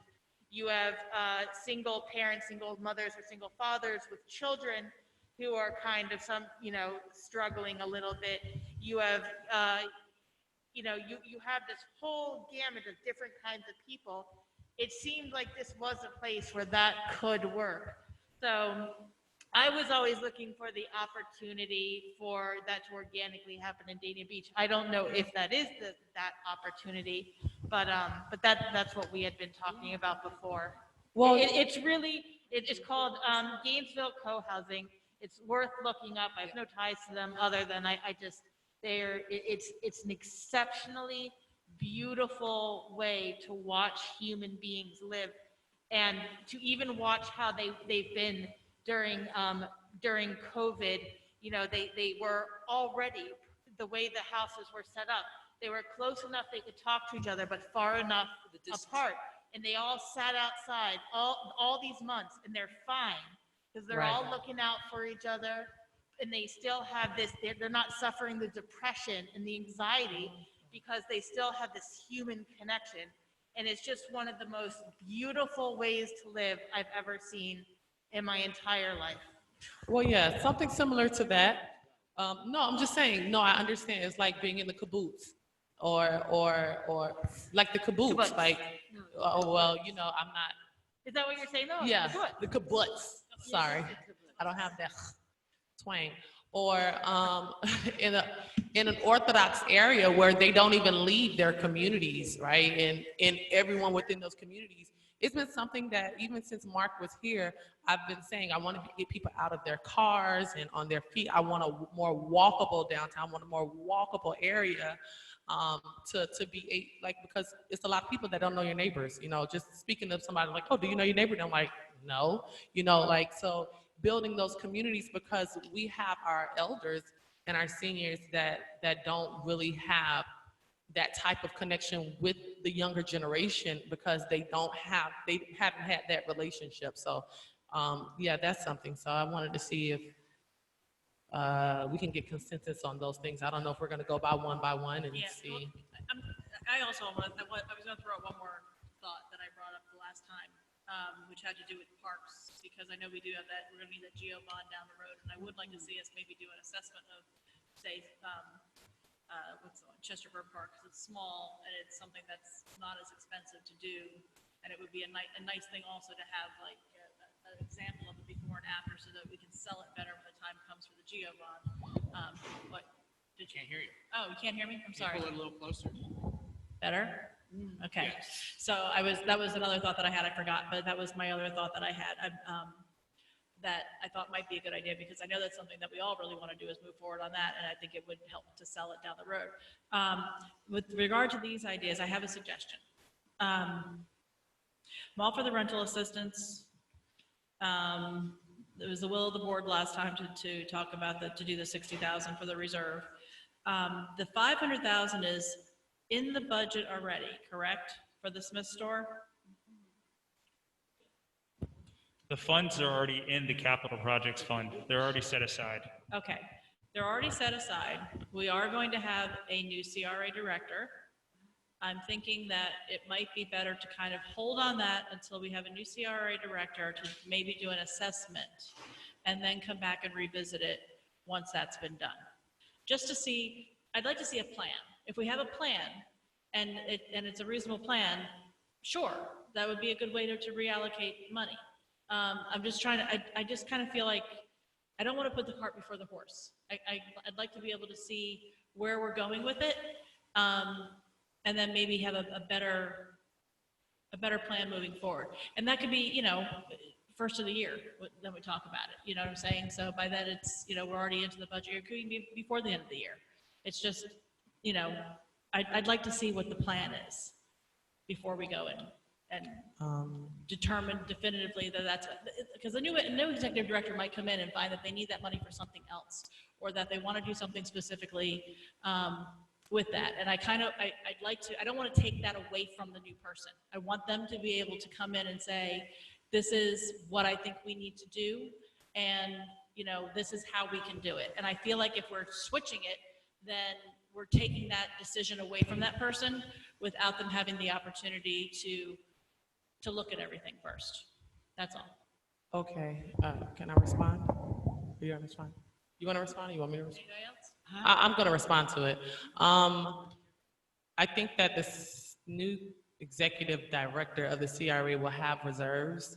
I think they're gonna have their hands full with, you know, doing an upgrade to the plan and everything else. I think that if we don't make this a priority and put this on their list of what we want to do, because at the end of the day, we are the policymakers and we steer the ship of what we want to see happen within the CRA.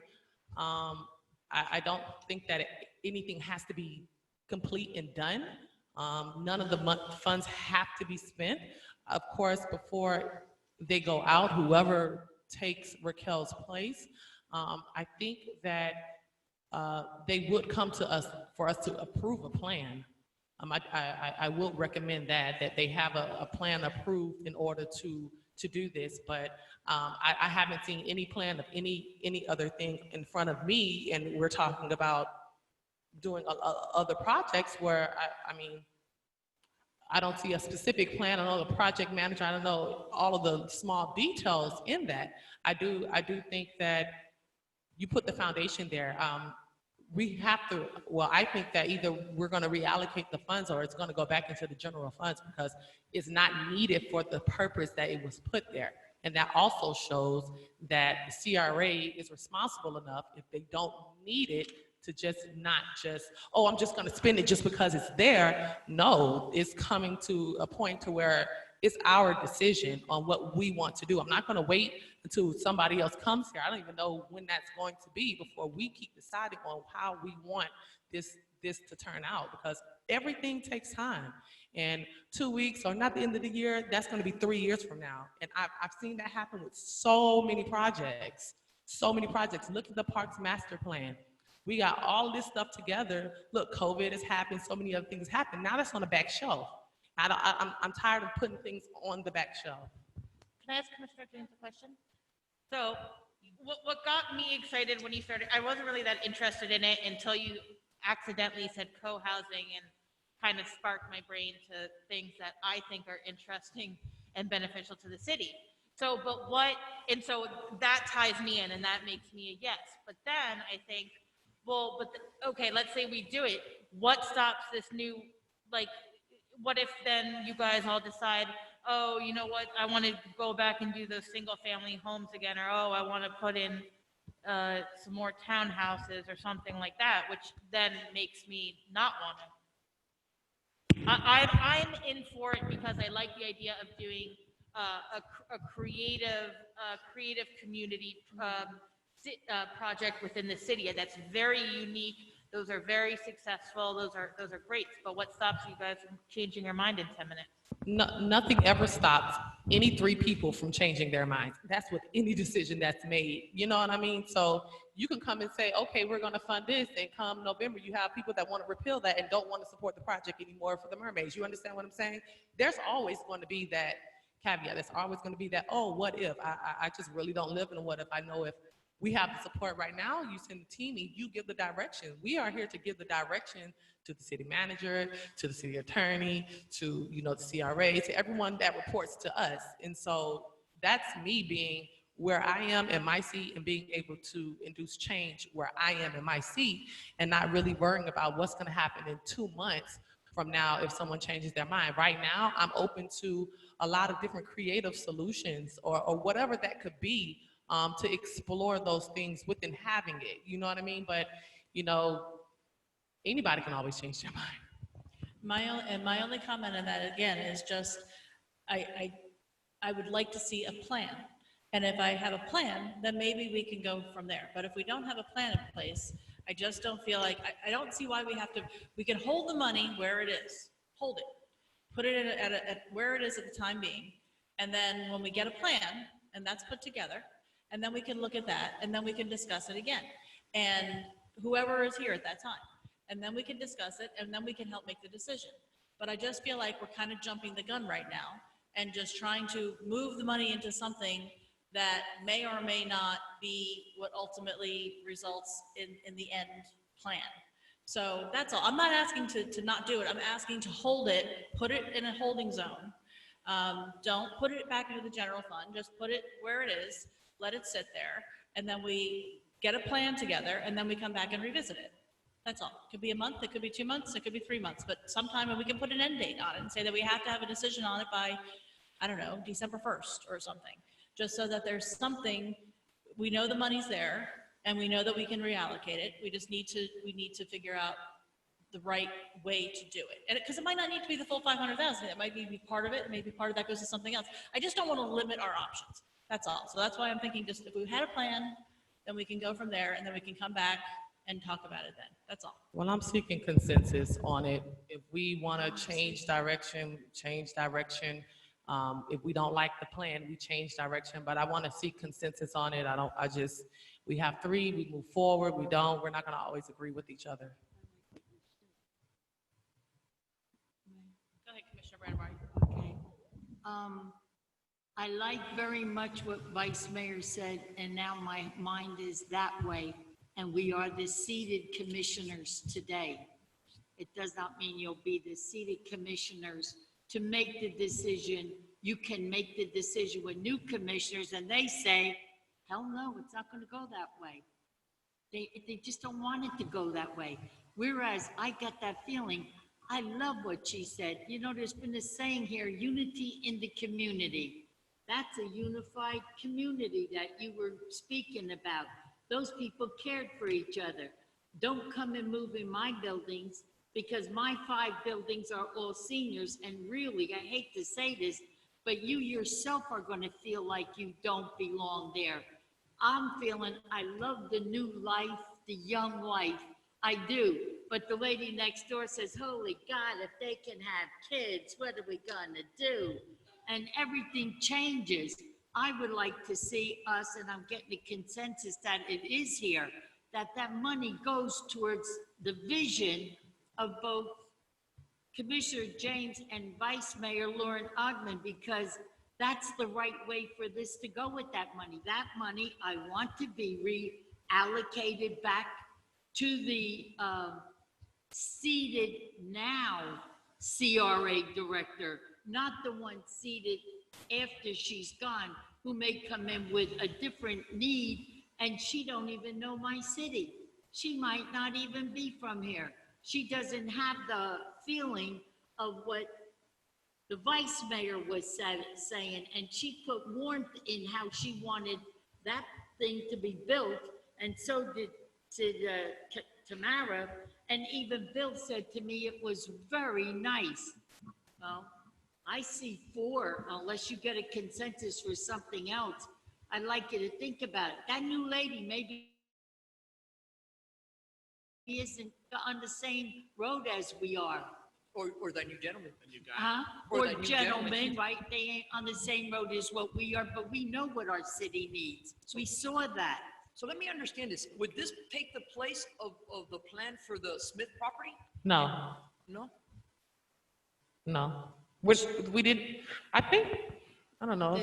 I think Raquel is here. She could speak The more Smith on it. property was supposed to be for only 2 homes. I think it's 3. Was 3, but if I'm not mistaken, we'll see 2 homes that had to be sold at a cheaper than market rate because they were gonna be sold to a fire. No, they're gonna be or a market rate. police department, and they had to hold on to that house for X amount of years. In other words, they couldn't just get it as an investment and then walk out. And if Raquel is here, that's the way she should be explaining it. No, We I know never that the changed money, it. oh, I thought she was on the phone. I know that those monies that were initially allocated to that project is no longer needed in that capacity. Good evening, CRA Board. What's the question? The monies that were allocated, huh? No, just trying to get some clarification.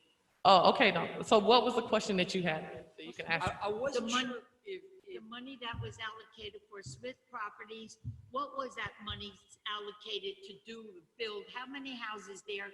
And what, if any, priorities to who bought them? Okay, so the Smith Store properties consist of 3 parcels. Go ahead. And the initial intent of the $500,000 was for construction of single-family homes as dictated by the city commission. And then the CRA board also followed with that directive. What was the directive? To develop single-family housing on the 3 parcels. And the funding was supposed to be used for soft and hard costs of construction. And sell to who? Well, there was a discussion about who the eligible buyers could be. The initial discussion was about public safety, frontline workers. Then there was a discussion about teachers, and there hasn't been a definitive discussion to date as to who would be eligible. The idea that I had was to bring forward some eligibility criteria, similar to how we did the affordable housing program, but this would be in the workforce direction, and bringing to the board the eligibility criteria for review and discussion, and going forward from there. Did we change it from what we had discussed about it being sold to a police officer or a fireman, and that they had to keep it for a certain amount of years? Wasn't that discussed, or should I call Bobby? Look, there was a discussion about a potential deed restriction to have those who purchase the property have to live there for a certain number of years. I do know that the initial priority was for police officers and those who are in the public safety. And what was the reason for that? Because of the fact that those properties had constant incidents of Thank you. Police having to be Keep called that there, pressure and away. it was sort of a nuisance property. And I think that's where the idea came from, to have officers have their cars in right. the driveway and to deter crime. I think that was the idea behind it, and I know that the conversations had evolved a little bit. so this is a relocation of that 500,000 towards another project? It's not a project per se. It is, go ahead. It was for land acquisition. But then, Acquisition. when the city manager asked, but then does this like, the Smith Store project, does this replace that? Then how would that get funded? Correct. Okay. So go ahead. the Smith Store project, the reason why we did not ask for the $500,000 to be transferred, although it was approved and authorized for us to receive the $500,000, I felt that it would be more responsible to have the private sector assist with the financial side of the development of those properties. So the idea was to use the land, similar to how we did the affordable housing project, let the private market leverage our land and use their private resources to develop the property and not have to use the $500,000. So the Smith Store properties will be built without the $500,000. So I think this discussion is talking about how to reallocate that funding for something else. Useful. Okay, so the Smith Store Properties does not need this 500 we're talking about, and it can essentially, it's up for grabs. Correct. We do not need that funding. We have some funding for soft costs. I know I showed some architectural renderings at the last board meeting. So we are covering the cost through our existing budget for some other things, but as far as the development, construction costs, we will not need to use that money for that. So the Smith Store property, we could put out an RFP based on the criteria that we want and let the private developer invest, correct? Well, the CRAs go through a process for disposition of land, so there would be a process for that. And based on the architectural renderings and what we are putting together as the criteria, then folks will be eligible to develop and or purchase the property.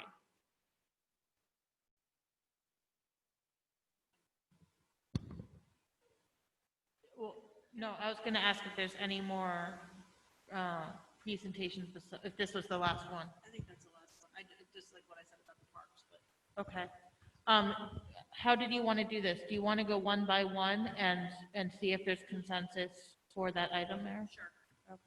So you have 500,000, but you, total.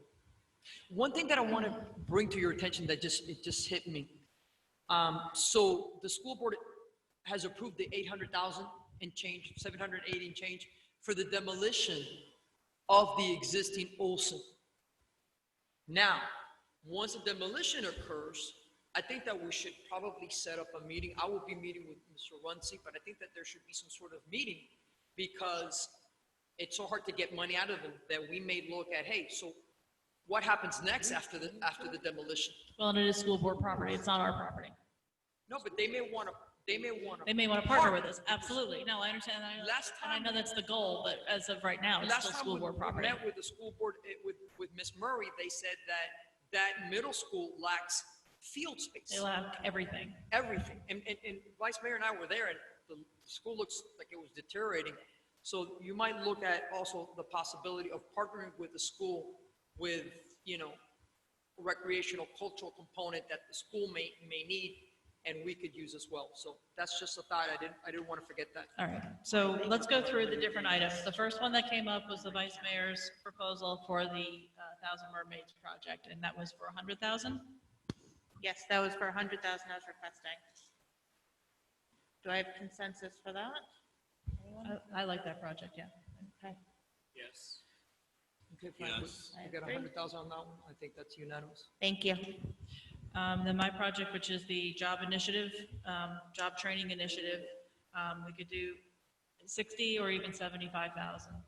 You want to do 75, just to be safe? Yes. Go ahead. If we do the 75, could we then add more participants, or are you going to give each person? Well, more? that's what we can look at. We can determine if we can add more people to it or give more money, depending upon what the need is. Yeah, if you do 7,500, let's say max, because some people may need less. Right. Then you could actually. Oh, wait, are we separate. talking about the number per? I'm okay with the 6 because it's a pilot, and then you can learn if you need more or not, but I would want to do more than 6 people. I'm okay with the More than 10 people. The 10. It was 10 people at 6,000. Right, I would But want, there might be, yeah, since we don't have the definitive answer on the tiered, I think that was part of the reason why we were talking about doing 7,500 per for 10 people, because there might be some that need a little more and some that need a little less. so you want to do 10 people? 10 people, that's what I was saying before, was 10 people. I had said 10 people at 6,000 each, but we were saying now we might do 7,500 each, so then if you do 10 people at 7,500 each, it's 75,000. I would want to start at 6 because it's a pilot program. But it was always 10 people, it was never 6 people. No, 10 people, I'm sorry, 6,000 each person. So I would be okay with going more than 10 people, but Well, I'm asking for consensus for the 75,000. So, but you initially asked for the 60. and now as we're going through it, I'm asking You're for asking for more. 75,000 based upon the questions that were asked during the other discussion. Okay. So, One make cost more than the other. 75,000. Yeah, I think it's a worthy project. I think it's gonna be good. So for 75, so 3, 4. So we have 100, we have 75K. And then there was, let's see, Commissioner Harris, the, what was it? Traffic calming assessment. Thank you, traffic, news and assessment, traffic calming assessment. We don't have a definitive number on that, but you estimated what, 70,000, And it did, right? 80,000? What was it? We put 75 just to, I'm fine with that. as I a think it's- I placeholder. think it's necessary. Yes. Me too. And is there a possibility we can get some money through the MPO as well? I texted him, but I have not heard back from him, but I will definitely follow up with him. It's Because if great, we do, great then we story. can always put that money back towards something else. Yeah, If we I can, think having that placeholder is good, and if we can get it from another source. But I think 75 for a city this size. okay. Do we have consensus on that? Yes. Yes. The rental assistance, So we're at 250, right? We have 250. the rental assistance would be, you said you wanted 250 for that? So then that would get us to the 500. But the reserve, so how do you want to? Yeah, you could do the rental assistance first, that's fine. Yeah, But then you're not gonna have any money.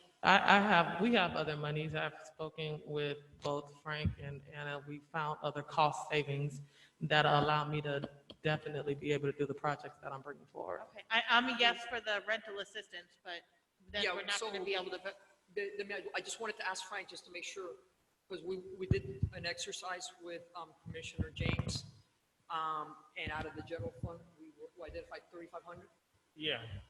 Yeah, because the trailer wasn't building. No, but there was also the funding that we spoke about that we're going to get that 100%. What is it called? The global match?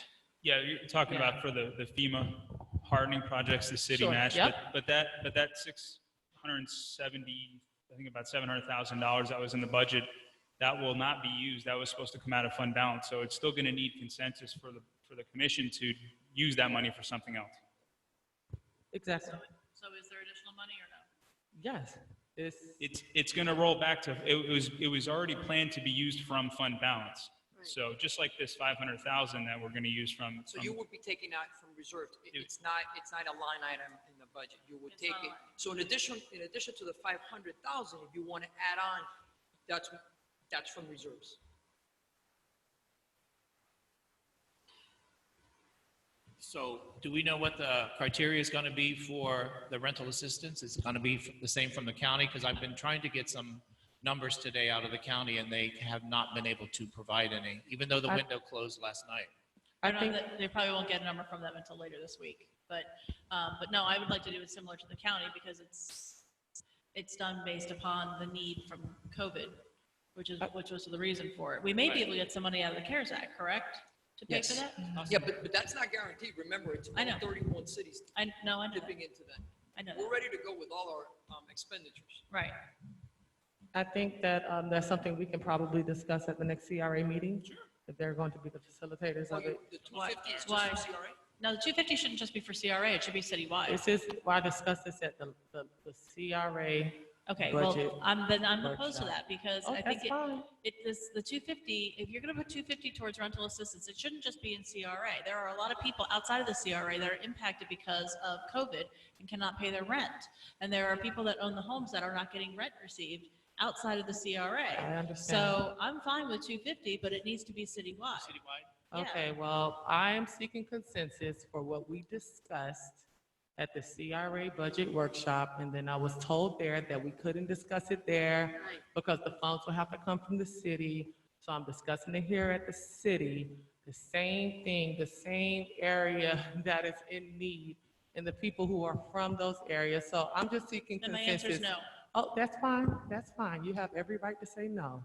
And we can bring it back as a citywide one as well if it fails. I knew we were talking about this because I remember that this was the argument last time, so I knew it was CRA.